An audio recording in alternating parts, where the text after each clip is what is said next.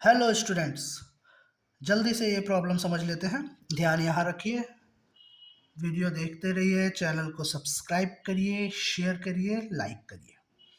इस क्वेश्चन में देखिए, एक फोर्स है 5 न्यूटन का जो मास m1 पे अप्लाई होता है, तो उसका एक्सेलरेशन कितना हो जाता है 10 मीटर पर सेकंड स्क्वायर। और जब सेम फोर्स, यही 5 न्यूटन का फोर्स दूसरे मास m2 पे अप्लाई होता है, तो उस मास का एक्सेलरेशन कितना हो जाता है 20 मीटर पर second square. So force same apply हो रहा है 5 न्यूटन का।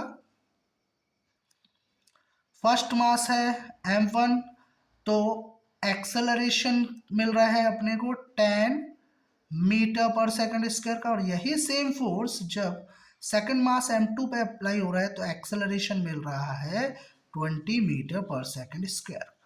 Now we all knows that we all know that F is equal to mass into acceleration. So by using this formula, A1 will be equal to F upon M1 and A2 will be equal to F upon M2, or M1 will be equal to F upon A1 and M2 is equal to F upon A2।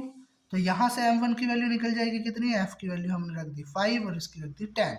यहाँ से निकल जाएगी m2 की value, f की रख दी 5 और इसकी रख दी 20। 5 1 जा 1, 5 2 जा 10। So m1 will be equal to 1/2 kg and 5 1 जा 5, 5 4 जा 10। m2 will be equal to 1/4 kg।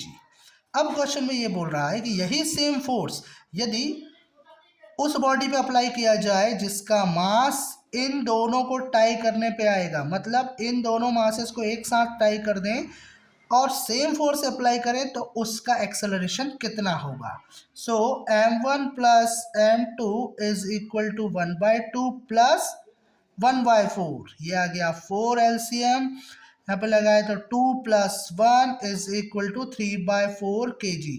जब इन दोनों मासेस को हम टाई कर देते हैं तो उनका टोटल मास जो आ जाएगा that will be m1 plus m2। m is equal to m1 plus m2।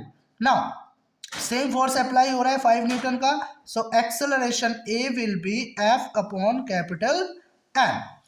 तो ये हो जाएगा f upon capital M। So A is equal to 5 divided by 3/4। ये 4 चला जाएगा ऊपर, so 5 into 4 divided by 3। Answer will be 20/3 metre पर second square. तो ये है आपका फाइनल आंसर। क्वेश्चन को ध्यान से पढ़िए और सॉल्यूशन ध्यान से देखिए। चैनल को लाइक, सब्सक्राइब और शेयर करिए। Thank you. पढ़ते जाइए, आगे बढ़ते जाइए।